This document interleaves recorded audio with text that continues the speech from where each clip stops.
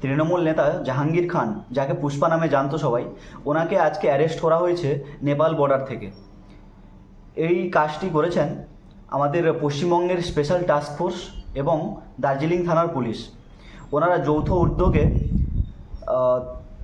জাহাঙ্গীর খানকে অ্যারেস্ট করেছেন নেপাল বর্ডার থেকে।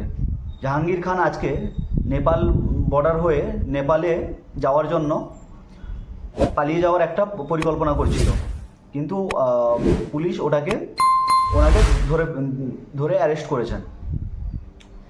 আপনারা জানবেন যে জাহাঙ্গীর খান পুষ্পা, তিনি যেভাবে সাধারণ মানুষদের অত্যাচার করতেন এবং যেভাবে ওনার উপর যেসব চার্জগুলি রয়েছে তার মধ্যে যে বড় চার্জগুলি, যার মধ্যে জমি অধিগ্রহণ, যে ল্যান্ড অ্যাকুইজিশন যেগুলো ছিল, ওটা একটা বড় চার্জ রয়েছে, এবং যে থ্রেটেন করা, উমেনদেরকে থ্রেট করতো, ওরকম একটা বড় বড় কিন্তু চার্জ রয়েছে।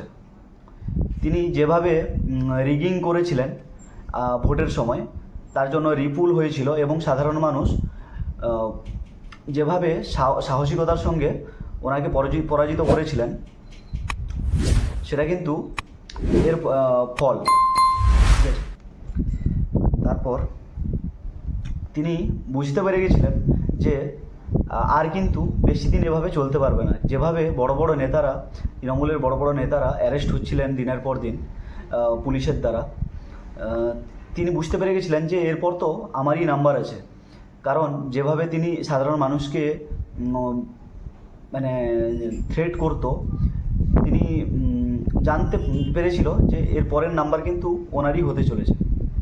তাই আজকে পালানোর পরিকল্পনায় ছিলেন, কিন্তু রাজ্যের পুলিশ ওনাকে এই পরিকল্পনা সফল হতে দেয়নি। রাজ্যের পুলিশের যে এইভাবে রাজ্যের পুলিশ কিন্তু এখন খুবই অ্যাক্টিভ রয়েছেন। এর আগের সরকারে কিন্তু এরকম অ্যাক্টিভ পুলিশের যে অ্যাক্টিভনেস, এটা কিন্তু ছিল না। ওই সরকারের থেকে প্রথমে পারমিশন নিতে হতো, তারপর কিন্তু কোনো কাজ হতো। কিন্তু আমরা সবাই দেখেছি, কত বড় বড় চার্জ লাগার পরেও কোনো নেতা বা মন্ত্রী, এমএলএ কারোকেই কিন্তু ওই অ্যারেস্ট করা হতো না, বা এমনি ছাড় পেয়ে যেত। কিন্তু এখন এই গত 28 দিন 30 দিনও সরকার হয়নি, এখন কিন্তু বড় বড় অ্যাকশান নেওয়া শুরু হয়ে গেছে। দেখুন, টিএমসির এখন পাওয়ার কাট হয়ে গেছে অলরেডি, তাই সবাই এখন ধীরে ধীরে অ্যারেস্ট হচ্ছে। মাননীয় মুখ্যমন্ত্রী শুভেন্দু অধিকারী মহাশয় তিনি বলেছেন যে তিনি যেখানেই যে ফাইলগুলি দেখছেন সবগুলি কিন্তু দুর্নীতিতে ভরে আছে। যেখানেই হাত দিচ্ছেন সেখান থেকে পচা দুর্গন্ধ বেরোচ্ছে। এরকম একটা মন্তব্য কিন্তু গতকাল মাননীয় মুখ্যমন্ত্রী করেছেন, এবং তিনি বলেছেন যে এত রকম মানে দুর্নীতি হয়েছে, ওদেরকে যদি জেলে ভরা হয় তাহলে আমাদের ব্রিগেড ময়দান যেটা রয়েছে সেটাও কিন্তু মানে ভর্তি হয়ে যাবে, কিন্তু ওই যারা যত অপরাধী ওদের কিন্তু সংখ্যা আরও বেশি, যাতে ব্রিগেড ময়দানেও ধরবে না, ওরকম ব্যাপারটা। ঠিক আছে,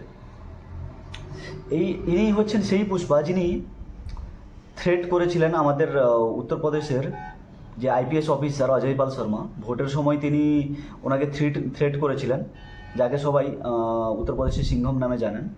ওনাকে থ্রেট করা হয়েছিল যে আপনি যদি সিংঘম হন, আমি তাহলে আমাদের বেঙ্গলের পুষ্পা, আমি ঝুঁকেগা নেই, এরকম একটা দাবি কিন্তু তিনি করেছিলেন। আজকে তিনি এভাবে পুলিশের হাতে হেফাজতে গেছেন। এবার ইনভেস্টিগেশন হবে এবং আপনাদের সামনে খবরগুলি আসবে। আজকের ভিডিওটা এইটুকুই ছিল। ভালো লেগে থাকলে লাইক করবেন, সাবস্ক্রাইব করবেন চ্যানেলটাকে। ধন্যবাদ।